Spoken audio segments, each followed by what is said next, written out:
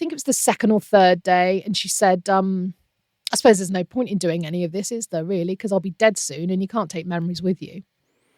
And it was like, oosh, ow.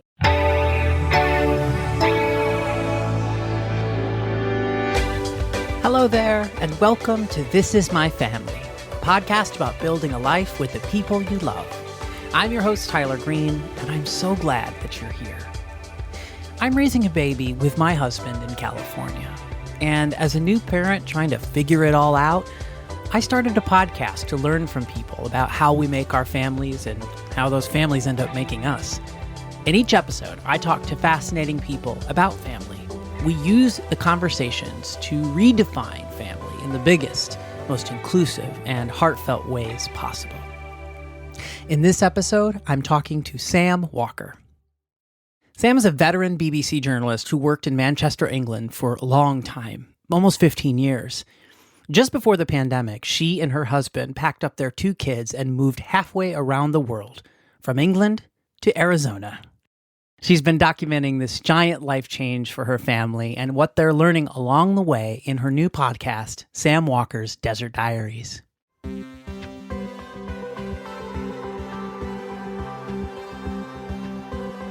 There's something really infectious about Sam's energy. Her passion for life and people and experiences draw me to her. And, of course, I'm a fan of anyone who shares my son's name. In fact, I talked to her on my son's 2nd birthday. Before Sam Walker was born, her mother was told that she couldn't have children. It was really devastating news for her parents. Then, her mom and dad went on vacation to Spain, and her mom didn't feel so well during the trip. She was really sick the whole time she was there, but thought it was those kind of typical, going abroad, funny food. Oh, the temperature's a bit different. That's why she was sick. She came home and then went to the doctor and said, I'm just keep being sick. I don't know what's wrong with me. And the doctor told her she was pregnant. So she told my dad on the way home, he then crashed the car. Well, no, she told him. But that was me. So I grew up being told, yeah, not a bad crash, but he drove off the road. Okay. So, I grew up being told, you're a miracle. You were, I don't know how you got through. You got through somehow, but you did. And so I felt very, very loved and very supported. I also did, if I'm honest, feel the weight of all that expectation on top of me because, my mum's dad died, my dad's dad left. They prevailed through that terrible misfortune and poverty. You've got us, and we didn't have a lot of money, but we had a house, and I had my own bedroom, and my parents put everything onto education. So we had terrible cars growing up.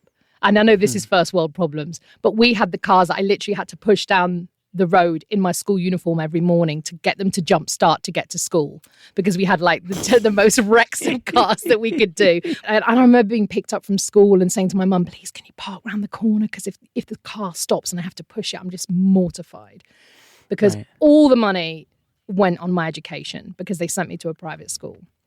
And so we didn't go on vacation. We didn't go on holiday. We had terrible cars because all the money, every bit of money was spent on my education. And I'm not being ungrateful because what they gave to me was an incredible gift because my education, has been, as I said, such a gift to me. But you also have that expectation then, you can't screw up because all the money's been spent on the education. And it wasn't till after they got divorced I discovered that a big part of the divorce settlement was who was going to pay off my school fees. And I'd left school 6 years previously. So it shows you what a big deal it was that they did that, So I always felt like we were very much our own little unit. Other members of the family had stayed closer together. We were kind of out on our own and it was just the 3 of us and we were really close. My parents had my back. I didn't realize how much they had my back, I think, until later in life when my now ex-husband, my first husband, was saying to me at one point, I was freaking out about something else, going, I don't know what to do. And he was like, why don't you phone your mum? She'll just sort it out for you like she does everything. And I was like, what?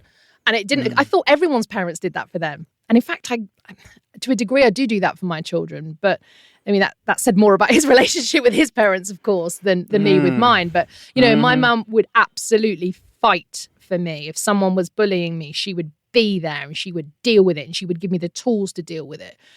But then she was also my fiercest critic. That goes without saying. I suppose those two things do quite often come hand in hand. So I think there was that very, very close relationship where there was that kind of fierce criticism versus absolute support, which is so, quite intense. Right.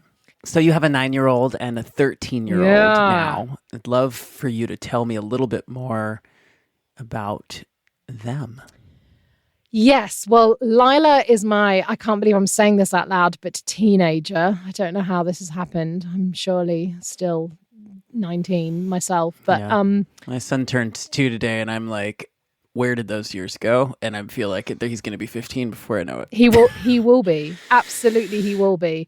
So my friend Kirsten called me one day and told me that she was pregnant. And I was, how exciting. And I was like, I think I was 33 or 34. I can't remember. And I was so, so excited for her. And I'd been thinking about, we maybe want to have a baby, but we didn't, it's scary because you're like, whoa, so much responsibility. And and I think Kirsten, hearing her news and the feeling I had in my gut made me go, oh, gosh, I want it as well. I realized. So super lucky, got pregnant, ping, like that. And 9 weeks later, I had a miscarriage. And I was devastated. And then I had to make all these phone calls and tell everyone there wasn't a baby anymore. And it was awful. And my grandma sent me flowers, but there was obviously some mix up at the florist because the flower said congratulations on them, which was just like, and I knew it wasn't from her, but it was just so painful. I did all the things that people do. I dyed my hair various colors and we both went a little bit crazy for a while. It was horrible and devastating. And then I remember Kirsten's son being born and holding him. And she was saying, you've got to do this. You've got to do this. And all I could think was, I'm trying to do it. I'm trying. And it was awful. And then we kind of felt, okay, well, let's give it a go. Again, ping, super lucky, pregnant instantly. And they gave me at the hospital because I'd been, and had my miscarriage. And they were like, look, if when you get pregnant again, come back. We'll give you a super early scan. Because in England, you can get a scan at 13 weeks. And so I went back at like 6 weeks. And there it was, the little bean, the heartbeat. And I was like, oh my gosh, it's a baby. Oh. So I was really, really happy. And then Lila was born in October 2007. And we were so happy and so felt really lucky. And, even though it had been a very hard time, what had happened, we were like, okay, it's great. It was a blip. These things happen. Here she is.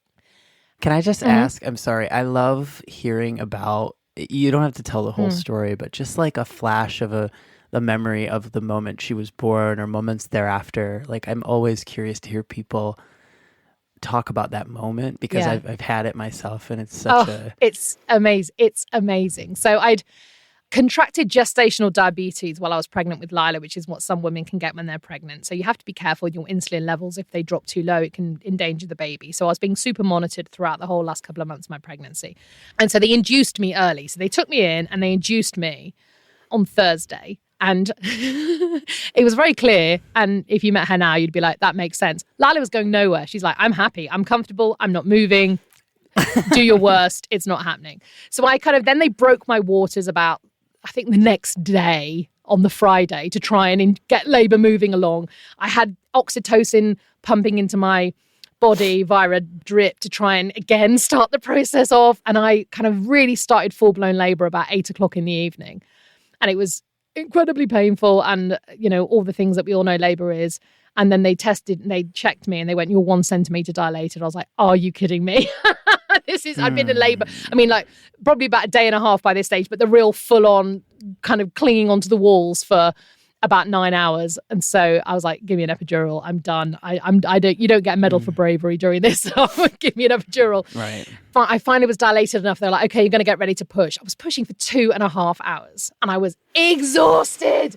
And I was lying in this room and I remember the amazing midwife saying to me, you're doing really well. You're doing really well. And I remember saying, I'm clearly not doing very well, am I? Do you see a baby? I don't see a baby. If I was doing well, there'd be a baby here. There isn't a baby. And my husband was like, you were so sarcastic, even in your most time of most pain. I was like, I was so furious. And they said, okay, look. And she came to me and she sat right down next to me and she said, okay, you've been pushing for a long time. You're tired. Your baby is starting to get a bit upset. I'm going to give you 10 minutes. If this baby isn't out in 10 minutes, I'm going to need to call a doctor because we're going to need to take you into theatre and get her out. Okay? So I want you to do your best for me for 10 minutes because I don't want to call a doctor. You don't want to call a doctor. Let's just do it. And I remember her, this kind of the really strong memory of her doing this. And we hadn't been able to decide whether to call her Bibi or Lila. And Lila is Arabic. In Arabic, it means night. And I remember kind of pushing and pushing. And because of my gestational diabetes, we were told a doctor would have to come in the moments after the baby was born to check the baby was okay. And so the midwife had said to my husband, your job is to ring the bell. When I say now, you need to ring the bell. And that bell is going to call a doctor to the room because it means the baby's about to be born. So I remember like pushing. And I remember I'd really wanted her to be born to this album by a band called Doves. There's a band from Manchester called Doves, and this album had meant a lot to me in my life during a very difficult time. And I thought I'd love her to be born to one of those songs, and that could be her song that she takes with her. Anyway, I was pushing away. She was taking her own sweet time. My iPod, remember those clunky old ones that were enormous, and my iPod skipped from Doves, Doves, to Dusty Springfield, DU was the next one along. So I remember I Only Want to Be With You by Dusty Springfield starting up. Da, da, da, da, da.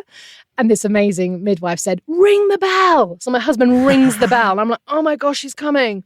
So she's born to the sounds of Dusty Springfield, I Only Want to Be With You. And I remember that they picked her and just seeing her being picked up and then just put onto my chest. And she was so awake and so alert. And I just looked down and she just like locked her eyes on me. And she's got really blue eyes now, really pale blue eyes like me. But her eyes were so dark. And I went, oh my gosh, look at her eyes. They're so dark. And my husband said, like night. And we went, oh, Lila, she's Lila. And, oh gosh, I'm emotional talking about her because it's, I know, me too. Me too. All you can think about is, the fact her room is an absolute tip. And she's really grumpy. No, she's not grumpy. She's an amazing teenager, actually. She's an amazing teenager. But yeah, so, taking back all that time. But so that was her birth. And I remember my husband just running out and again, ringing various family from around the world. And it was amazing. Yeah, that's the moment your life changes, right? That's the moment you become a parent. It's incredible. It's just a really beautiful moment. And you realize then how your parents feel about you. And you can never imagine that feeling until you become a parent. And I remember growing up and watching movies and hearing songs, and I'd die for you. And I'd think, as much as I like you, husband or boyfriend or partner, I wouldn't die for you. I mean, okay, I care about you, but I'm sorry. If there's one life vest, I'm taking it. And then you have a child and you go, oh, right. Oh my gosh. Okay, I would take the bullet. You can have the life vest. And you cannot imagine what that feels like, can right. you? Yeah. So yeah, our life totally changed. Then you had another child at some point, right? Yeah, so then tried to get pregnant, got pregnant again, peeing very luckily, very happily. Because of my previous miscarriage, again, they gave me a scan at 6 weeks. There was the baby, the heartbeat. And I was on air because I was a radio presenter in the UK. I was on air and I went to the bathroom and there was a single drop of blood. One drop. Ping. And this was at about, I can't remember, 11 weeks pregnant, something like that. And I thought, oh, no. And I called the midwife and she said, it's nothing. You're far enough along. We've seen the heartbeat. We've seen the baby. You're good. People have miscarriages, but once you get to a certain stage, it's like 1% of pregnancies don't sustain. You're good. Come in tomorrow if you don't feel great about yourself. And I thought, I just need to see her again. I need the baby. I didn't know boy or girl. I need to. So I went in and had a scan and they were like, I just need to go and fetch somebody else. And I was like, oh no. Came back and there was no heartbeat. The baby died like 2 days before, according to this. They have the growth charts. So horrendous, devastation. Again, having to then take pills to send me into labor to give birth to a baby that was a baby but would never be an alive baby was horrendous. And I totally packaged that up and I put it in a place and I shut the door and I didn't process it at all because I was devastated and I was very matter of fact about it. And I went to work that afternoon and did a radio show because that was my way of dealing with it. It happened. That was the thing that happened. Let's draw a line. Let's move on. And I'm not losing a day's pay. And I was angry. I was angry with myself and I was angry with my body. And I was kind of angry with the baby. And I was like, well, all this very matter of fact, ridiculous. And so fast forward, pregnant again, ping, wonderful. Go and have a scan. Alive baby. The heartbeat, on the monitor, it's like, isn't it? And they were like, we'll give you a scan in 2 weeks. Just so you feel good, if you feel okay. I was like, all right. So I went back in for scan in 2 weeks. There's the baby, alive. Look, grown. Everything's great. Everything's developed. Fabulous, fabulous, fabulous. And then I go back. I think they said, come back in a month. We don't need you in 2 weeks. Come back in a bit longer. So I think it was about 14 weeks. And I go in. And I'm really nervous. Because I'm like, I don't like being in this room. Bad things have happened in this room. I've been told bad news in this room. And I'm there with David. And there's this doctor I haven't met before. And she said, okay, let's give you the scan. And she starts. I said, is everything okay? She was like, hang on. Kind of very matter of fact. Hang on. Giving me more of the scan. And I'm like, is everything okay? Hang on. So we're standing there and I'm starting to feel sick with nerves. And she went, right. She turns the screen around. She went, there's the baby's head. There's the baby's arms. There's the baby's legs. And I'm like, okay. She went, but there's no heartbeat. And that's how she told us that our baby had died. Like it was a matter of fact.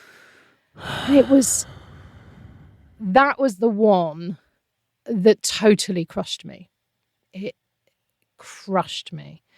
I don't know whether it's because it lasted longer, survived longer. I don't know whether it's because we'd had more scans, but it absolutely crushed me. And it was also the one that when I had to go through and take the pills and give birth again, you have to give birth into these sort of little paper bowls, cardboard bowls, because they have to check everything, right? You give them what's called the products of conception. And I'm like, that's my baby. And you're calling it a product of conception.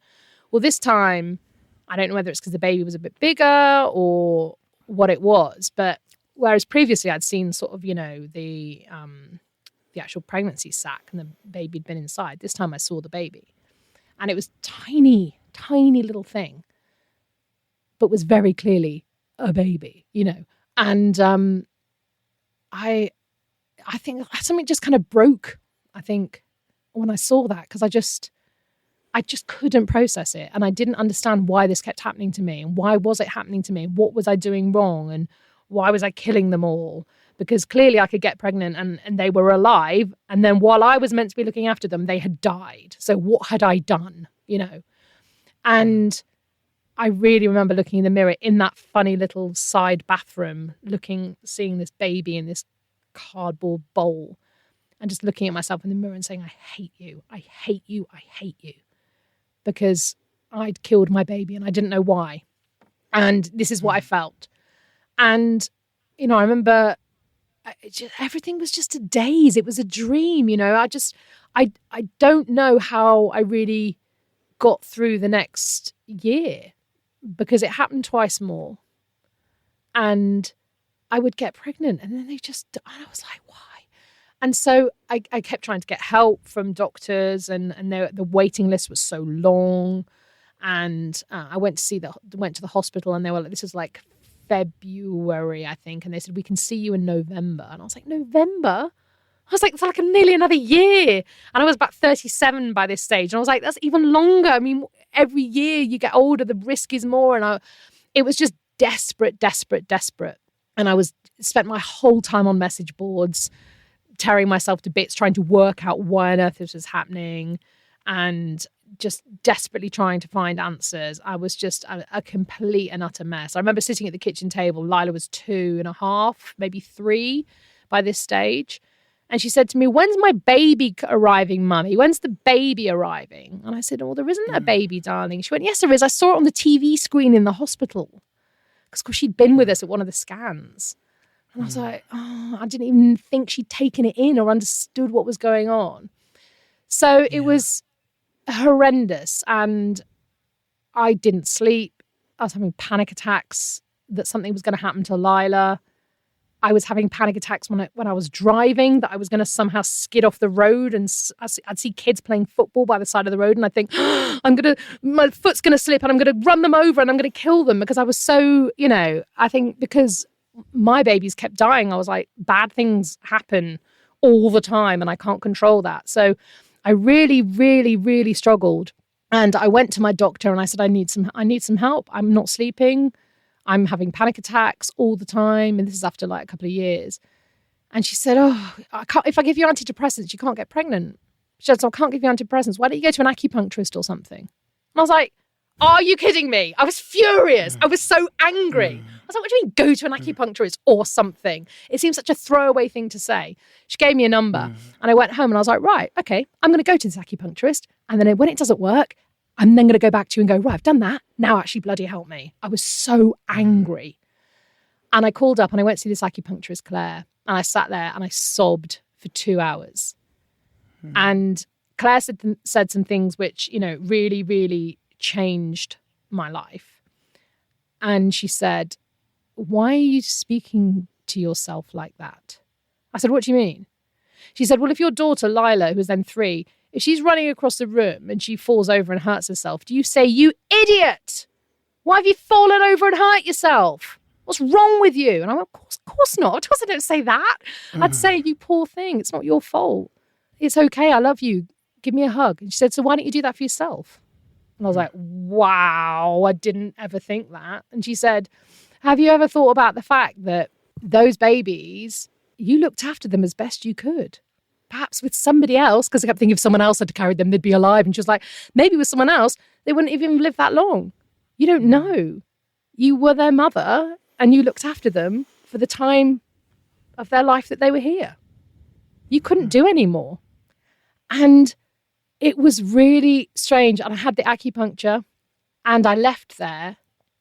And about 2 hours later, I had this almost frenzied high where it literally felt like I'd taken Vaseline off the lenses of my glasses. The world was literally brighter. It was the most surreal experience. And I'd booked in to have a haircut. And I went and I was talking to my hairdresser. And I was like, this feels really weird, this conversation. Why does this conversation feel weird? And I realized I was looking at her in her eye. And I hadn't looked anyone in the eye for like 2 years because I was so broken by everything that had happened. So I was like, oh my gosh, this is what communication feels like. I'd forgotten because I'd closed myself off from the world because I couldn't take the pain that was there. So Claire, that acupuncturist, was the most incredible experience I've ever had. 6 weeks later, I was pregnant. And you can imagine every scan I had during that pregnancy, I was like shaking with fear. And it was so difficult. And until I was holding her in my arms, I never, ever, ever thought I would have her. But I did. And she was born on my birthday. Wow. So there you go. There was... the layers of the onion keep getting peeled off. What's her name? Britta. Yeah. Beautiful. So Lila and Britta. It was a mission to get them. But I'm so lucky. Oh my gosh, I'm so aware how lucky I am. And everyone has their own ways of making their family. And mine wasn't the most simple, but it also wasn't the most complicated. And in the end, I'm also lucky enough to be able to look back and think, if those other babies had lived a longer time, I wouldn't have Britta. And I can't imagine my life without her. So, that's comfort for sure. Thank you for sharing all of that.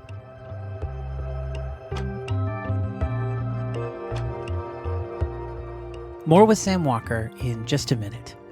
If you're liking what you're listening to, I would be so grateful if you hit follow wherever you're listening to this podcast.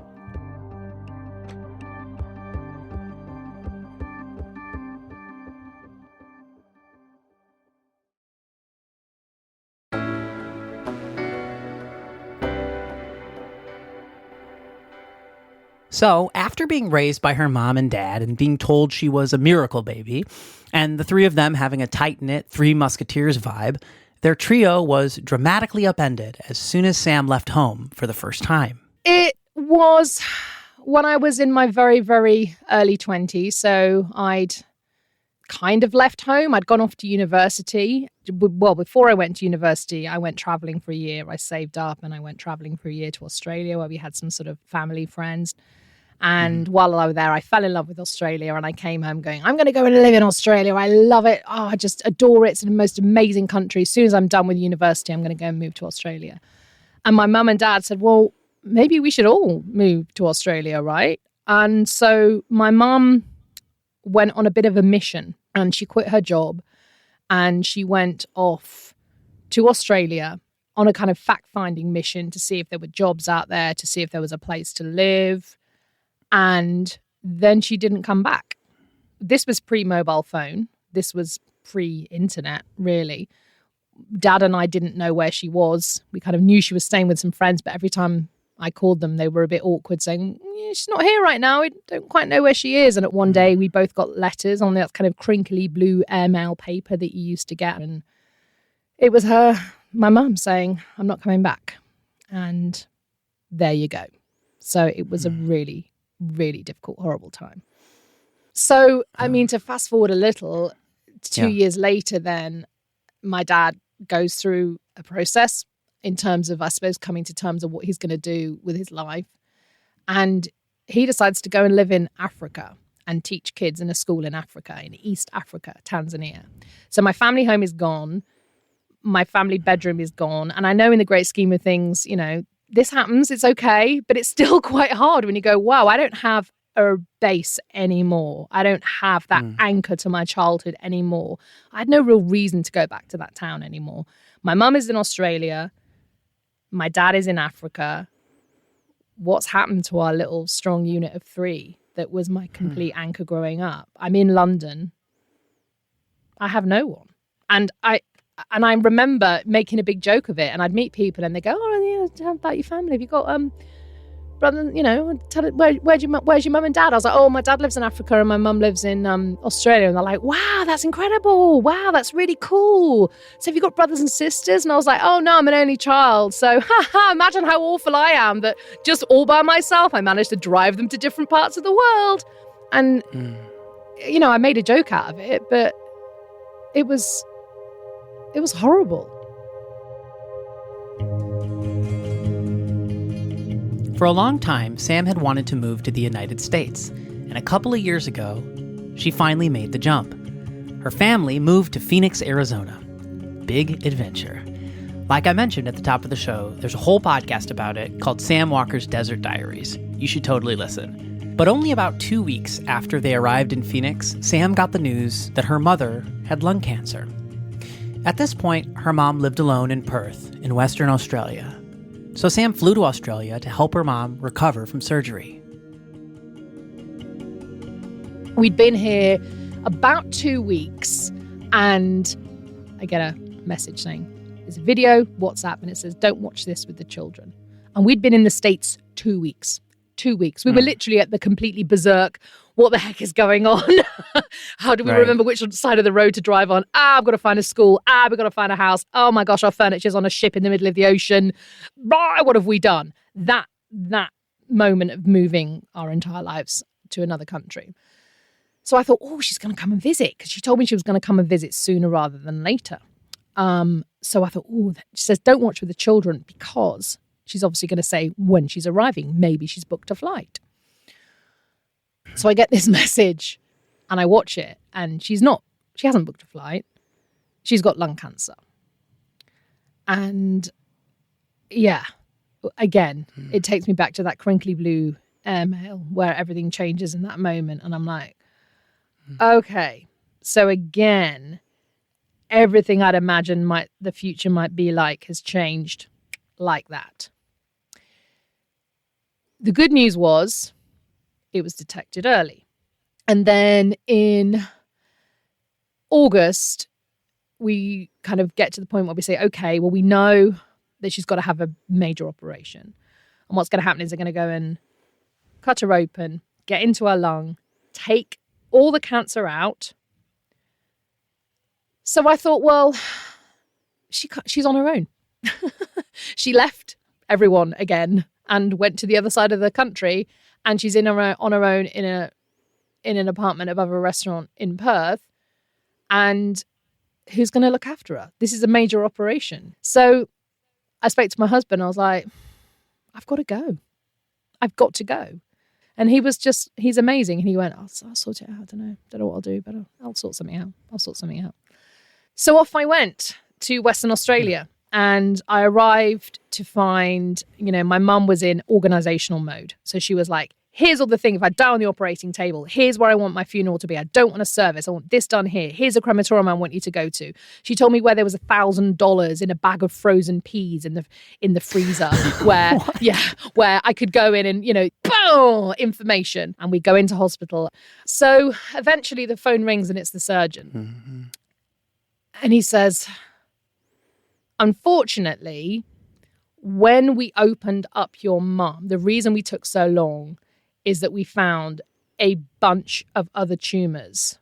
Ordinarily, we would have taken that whole lung out, but we can't because her other lung is too weak because she's got COPD. So there's nothing we can do.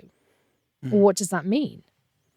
Well, it means, unfortunately, she doesn't have very long to live. I was like, well, how long? And he sort of mumbled and few months. I remember writing all of this down, like scribbling it all down, because I knew I'd have to tell her, because she said to me, I don't want them to tell me. I want you to tell me. And I knew she'd ask me loads of questions. And I thought, if I don't have the answers to this question, she's going to be annoyed. So they took me into her room, and I sat in this room waiting for her to come in. And she was kind of semi-conscious. The first thing she said to me was, they didn't get it, did they? And I said, no. And then she fell asleep. And then shortly thereafter, you decided to go on this incredible journey with her. And I've been reading your writing about that time and listening to the stories. And it's just so cinematic and so beautiful. I love, my mom and I set off north with no real plan, like a terminal Thelma and Louise. Yeah. So I'd picked her up from hospital, and we'd come home, and we were both in shock. We didn't really know what to say. We talked about lots of things apart from the thing. She said to me, how long did they say I have left? And I couldn't bring myself to say it. So I just said, a while. They're not quite sure because I didn't even want to say anything out loud. But we were sitting in our apartment. I was drinking more of the bottle of whiskey I'd bought. She was drinking some beers. She likes a beer, my mum. And we were watching terrible movies. My mum has, and she'll probably hear this and go, no, I don't. She has terrible taste in movies. Anyway, so maybe that's unfair of me. We have different taste in movies. So we were watching, and I was thinking, we're sitting in an apartment, and my mum doesn't have very long left to live, and we're watching films that I'm not really connecting with. I'm sitting on the same sofa, I'm sleeping on the same couch, sitting on the couch, drinking whiskey on a couch. Anyway, I went for a walk, and I went for a walk along the Indian Ocean, and Western Australia is beautiful, like so beautiful. And I thought, what are we doing? Why are we sitting in this apartment? This is ridiculous. So I made a few phone calls, and I got my mum to call her doctor, and because she had a partially collapsed lung still following the surgery. And a very long story short is I then took a bus and a train and a taxi, and I went to some crazy industrial estate in the south end of Perth, and I picked up an RV, and I drove it back, and I bundled my mother in, and I bundled in lots of beer. Hilariously, as it became a running joke, lots of toilet paper, because she was like, oh, we must take enough toilet paper. And we just set up driving north. We just sat off north. And I just wanted to feel alive.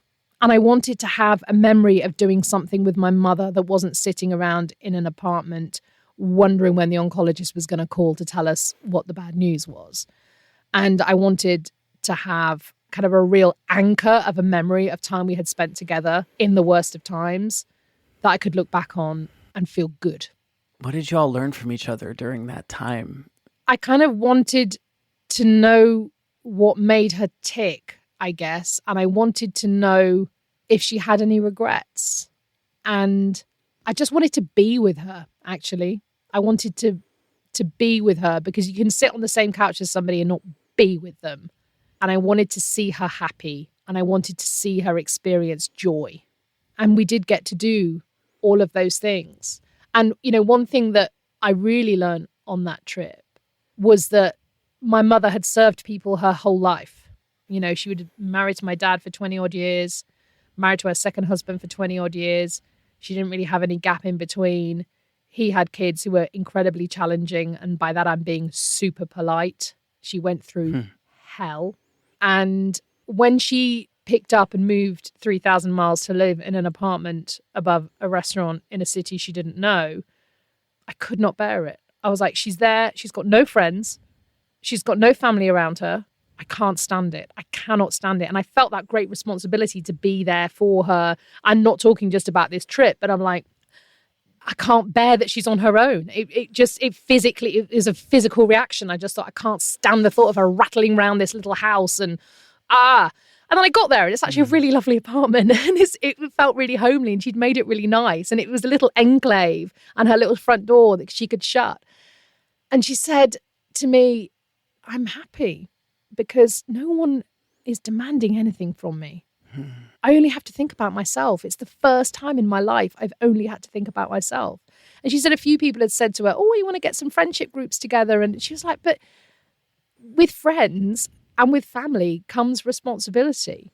She said, you know, you meet a friend and then there's like, oh, well, I'm having a big problem with my granddaughter at the moment, or I've got a big drama at work. And you become this person who needs to give. And that's what friendship is about, of course, give and take. And she said, I've given for 50, 60, 70 years. I don't want to give for a while. And I thought, yeah, you're right.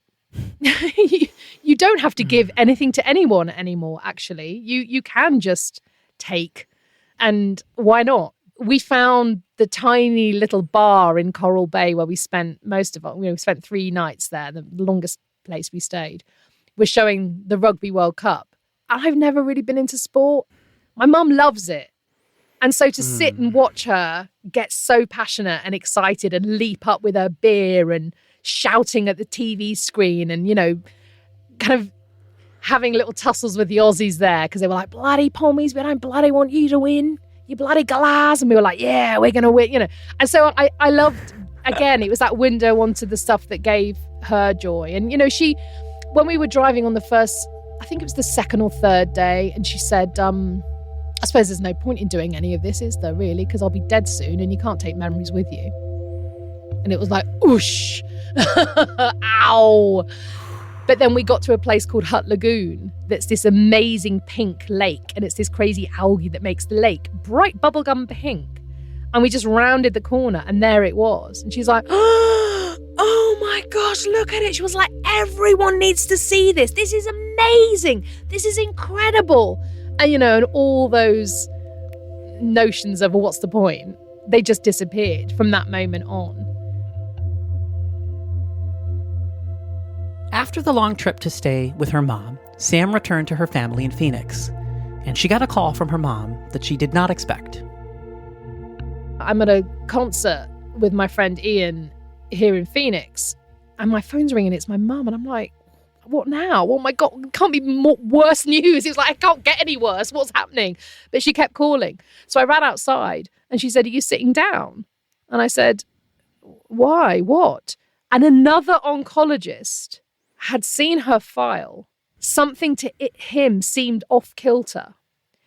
He'd retested the tumours and found that in fact, her tumours aren't caused by smoking. They're not caused by the regular causes of lung cancer. They're caused by a genetic mutation, the EFJR gene.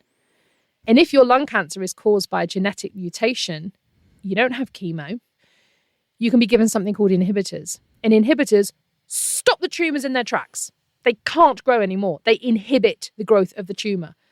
Now, it only works in 60% of cases. And for those cases it does work in, it won't last forever. It can last for a year or two until the tumor gets clever and learns. And that's it then, it's accelerated.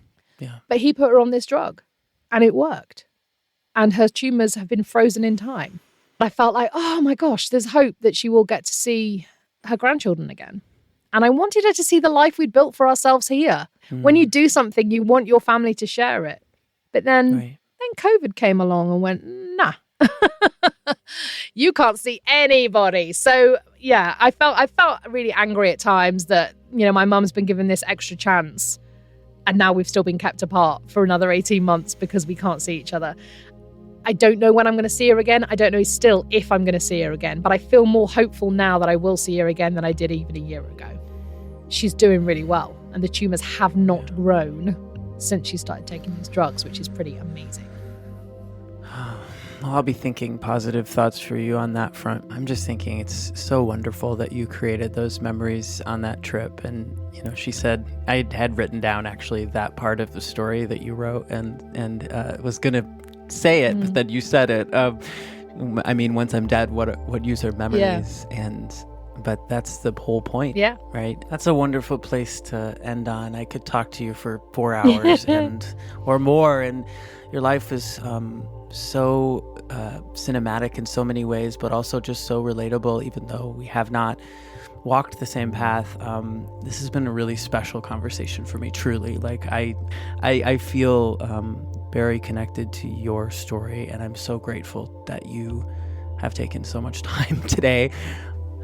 Well, thank you so much. Oh, it was lovely to talk to you. Happy birthday to your baby boy as well. Yes, I don't know what we're going to do. We got him a slide and a water toy and Zoom tomorrow and, do the whole thing. So. That's lovely.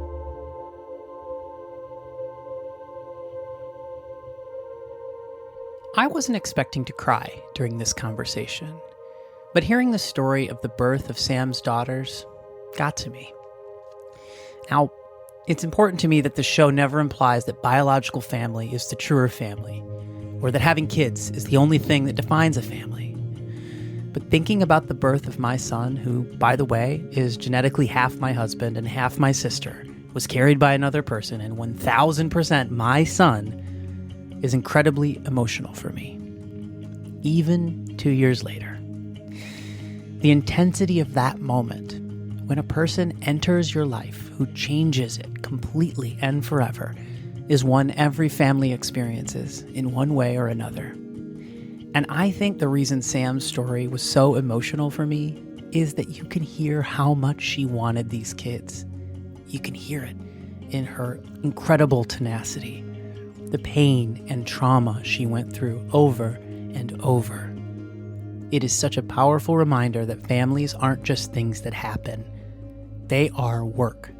They take tons of effort to build, to maintain. No matter what size or shape your family is, I bet that rings true. I just watched my mother snuggle my little boy for the first time since the pandemic started and read him a story. Then he'll want to hang his picture on the refrigerator, which means he'll need Scotch tape. He'll hang up his drawing and stand back and look at it. We'll remind him that... And no matter how loud and messy being a parent can feel, no matter how loud and messy being a son can feel, wow, it's worth the work.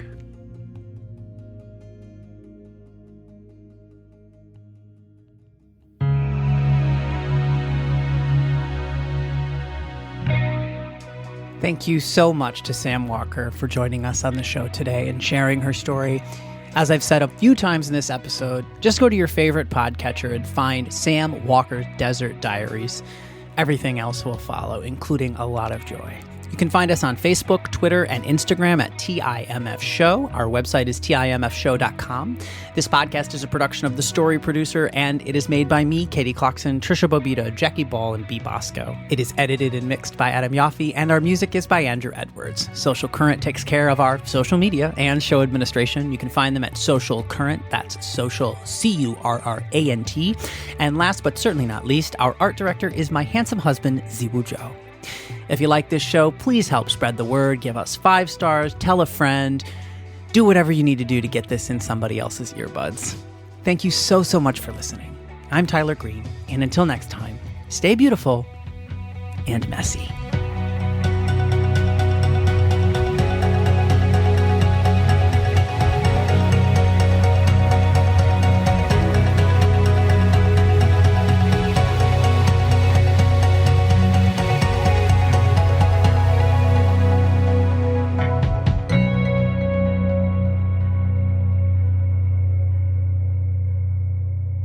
Is the podcast all done, Sam?